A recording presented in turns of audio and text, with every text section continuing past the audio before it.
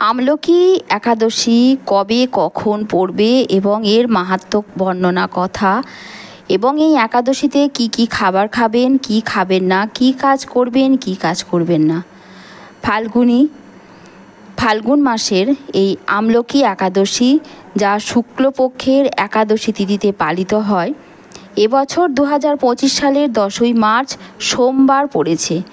এই জন্য এই দিনটি ভগবান বিষ্ণুর উপাসনার জন্য অত্যন্ত গুরুত্বপূর্ণ দিন। আমলকি একাদশীর মাহাত্ম্য। শাস্ত্রমতে আমলকি একাদশী পালনের মাধ্যমে ভক্তরা পাপমোচন ও পুণ্য লাভ করতে পারেন। এই দিনে আমলকি বা আমলার গাছের পুজো করা হয়, যা ভগবান বিষ্ণুর প্রিয় ফল হিসেবে পরিচিত। বিশ্বাস করা হয় যে এই ব্রত পালনের ফলে জীবনের সমস্ত দুঃখ দুর্দশা দূর হয় এবং ভগবান নারায়ণের বিশেষ আশীর্বাদ লাভ হয়। আমলকি একাদশীতে পালনীয় নিয়মাবলীগুলো কি কি? আপনারা কি পালন করবেন? উপবাস পালন করুন, ভগবান বিষ্ণুর পুজো করুন এবং জাগরণ করুন। উপবাস পালনের দিনে উপবাস রাখা হয়। এই একাদশীর দিনে উপবাস রাখা হয়, তবে স্বাস্থ্যগত কারণে যদি সম্পূর্ণ উপবাস সম্ভব না হয়, তাহলে ফলাহার বা সহজপাচ্য নিরামিষ খাবার আপনি গ্রহণ করুন। ভগবান বিষ্ণুর পুজো করুন, ভক্তিভাবে ভগবান বিষ্ণুর পুজো করুন, আমলকি ফল নিবেদন করুন এবং বিষ্ণু স্তোত্র পাঠ করুন। রাত্রে জাগরণ করে ভগবানের নাম সংকীর্তন করুন এবং ভজন করুন। আমলকি একাদশীতে অপরিহার্য বিষয়সমূহগুলো কি কি?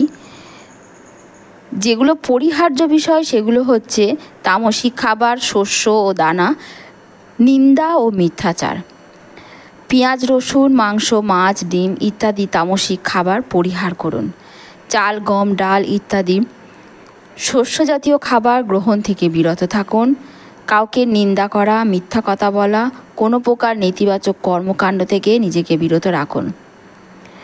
উপবাস ভঙ্গর সময় দ্বাদশী তিথিতে সূর্যোদয়ের পরে পালন করুন। এই সময় নির্দিষ্ট নিয়ম মেনে উপবাস ভঙ্গ করা উচিত। আমলকি একাদশী পালনের মাধ্যমে ভক্তরা ভগবান বিষ্ণুর কৃপা লাভ করেন এবং জীবনের সমস্ত পাপ থেকে মুক্তি লাভ করেন। আমলকি একাদশীর মাহাত্ম্য কথা। প্রিয় ভক্তগণ, জয় শ্রীহরি। আজ আমরা আলোচনা করব আমলকি একাদশীর মাহাত্ম্য কথা নিয়ে। আমলকি একাদশী হল ফাল্গুন মাসের শুক্লপক্ষের একাদশী তিথি, যা ভগবান বিষ্ণুর একটি বিশেষ ব্রত হিসেবে পালিত হয়। এই একাদশী বিশেষভাবে গুরুত্বপূর্ণ কারণ এটি ভগবান বিষ্ণুর কৃপা লাভের শ্রেষ্ঠ দিনগুলির মধ্যে একটি দিন। এই দিনে আমলকি বা আমলা গাছের পুজো হয়, যা ভগবান বিষ্ণুর অত্যন্ত প্রিয়। যারা এই ব্রত পালন করে তারা সমস্ত পাপ থেকে মুক্তি পান এবং অক্ষয় পুণ্য লাভ করেন। আজকের আলোচনা থেকে আমরা জানব আমলকি একাদশীর পৌরাণিক কি মাহাত্ম্য রয়েছে, কেন এই দিনে আমলকি গাছের পুজো করা হয়, এই ব্রতের ফল, উপকারিতা, কি কি করণীয় ও পরিহার্য বিষয় রয়েছে। ভক্তগণ, আমলকি একাদশীর মাহাত্ম্য সম্পর্কে পুরাণে এক সুন্দর কাহিনী পাওয়া যায়। পৌরাণিক কাহিনী অনুযায়ী একসময় বিদর্ভ নামে এক রাজ্য ছিল, যেখানে এক মহান ধর্মপ্রাণ রাজা চিত্ররথ রাজত্ব করতেন। তিনি এবং তার প্রজারা সবাই আমলকি একাদশী ব্রত করতেন।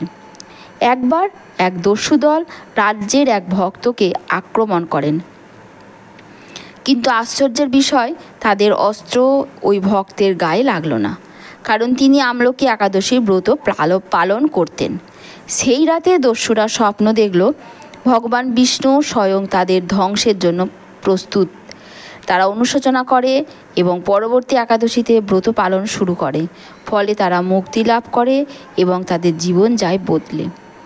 এই কাহিনী আমাদেরকে শেখায় যে আমলকি একাদশী পালনে ভগবান বিষ্ণুর আশীর্বাদ লাভ হয়, পূর্বজন্মের পাপ থেকে মুক্তি পাওয়া সম্ভব হয়। এই ব্রত পালন করলে পরবর্তী জন্মেও সাফল্য ও সুখ লাভ হয়। ভক্তগণ, এই একাদশীর দিন আমলকি গাছের পুজো করা হয়, কিন্তু কেন? আমলকি গাছকে ভগবান বিষ্ণুর প্রতীক হিসেবে ধরা হয়। শাস্ত্রমতে বিষ্ণু এই গাছে বাস করেন। আমলকি একাদশীর আধ্যাত্মিক মাহাত্ম্য অনেক। আমলকি গাছের নিচে বসে বিষ্ণুর পূজা করলে সমস্ত পাপ নাশ হয়। এই গাছের ফল অমৃততুল্য ও রোগনাশক বলে বিবেচিত হয়। গুরুজনরা বলেন আমলকি গাছের নিচে বসে বিষ্ণু সহস্র নাম পাঠ করলে বিশেষ পুণ্য লাভ হয়। তাই এই দিনে আমলকি ফল ভগবানকে নিবেদন করা অত্যন্ত শুভ। ভক্তগণ, আমলকি একাদশী ব্রত পালন করলে যে উপকারিতা আপনি পাবেন তা অবিশ্বাস্য। এই ব্রত পালনের ফলে ভগবান বিষ্ণুর কৃপা লাভ হবে, জীবনের সমস্ত দুঃখ কষ্ট দূর হবে, স্বাস্থ্য আয়ুষ্কাল বৃদ্ধি পাবে, আর্থিক সমস্যার সমাধান হবে, পূর্বজন্মের পাপ মোচন হবে। শাস্ত্রে বলা হয়েছে যে ব্যক্তি আমলকি একাদশীর ব্রত পালন করবে সে এই জন্মেই বিষ্ণুর ধামে গমন করতে পারবেন। তাই এই ব্রত পালন করলে সমস্ত বাধা কেটে গিয়ে জীবনে শান্তি সমৃদ্ধি আসবে। ভক্তগণ, একাদশীর দিন কি খাওয়া উচিত এবং কি খাওয়া উচিত নয় তা খুবই গুরুত্বপূর্ণ। যা খাবেন তা হলো ফল খাবেন, আমলকি, কলা, আপেল, নারকেল ইত্যাদি। দুধ ও দুধজাত খাবার খাবেন, শুকনো ফল খাবেন, মিষ্টি খাবেন, সবজি ও সহজপাচ্য নিরামিষ খাবার খাবেন। আর যা খাবেন না তা হলো চাল, ডাল, গম, ময়দা, মাছ, মাংস, পেঁয়াজ, রসুন, নুন, তেল, অতিরিক্ত মশলাদার খাবার। এই ব্রতের সঠিক উপায়ে পালন করলে ভগবান বিষ্ণুর কৃপা লাভ করা সম্ভব হবে।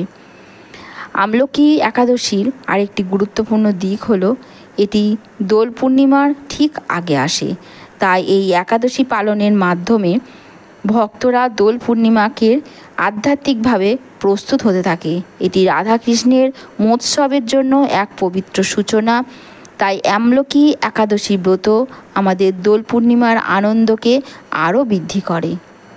প্রিয় ভক্তগণ, আজ আমরা জানলাম আমলকি একাদশীর মাহাত্ম্য কথা, এর পৌরাণিক কাহিনী, আমলকি গাছের গুরুত্ব, ব্রতের ফল ও উপকারিতা, কী খাওয়া উচিত, কী পরিহার করা উচিত। এই পবিত্র একাদশীতে যদি আমরা নিষ্ঠার সাথে ব্রত পালন করে থাকি তবে আমাদের জীবনে ভগবান বিষ্ণুর অশেষ কৃপা বর্ষিত হবে। তাই আসুন আমলকি একাদশীর পুণ্য লাভের জন্য ভগবান বিষ্ণুর শরণ নিই, হরিনাম সংকীর্তন করি, ব্রত পালন করি। জয় শ্রীহরি, জয় বিষ্ণু। ভক্তগণ, যদি এই ভিডিওটি আপনাদের ভালো লেগে থাকে তাহলে লাইক, শেয়ার করুন এবং সদ্গুরু শরণম চ্যানেলটিকে সাবস্ক্রাইব করুন। এরপরে আমরা আরও আধ্যাত্মিক বিষয়ের নানা রকমের ভিডিও নিয়ে আপনাদের সামনে আসব। অবশ্যই আপনারা ভিডিওটি শেয়ার করবেন যেন আপনার মতো আরও সকলে এই ভিডিওটি বিষয় সম্পর্কে জানতে পারে।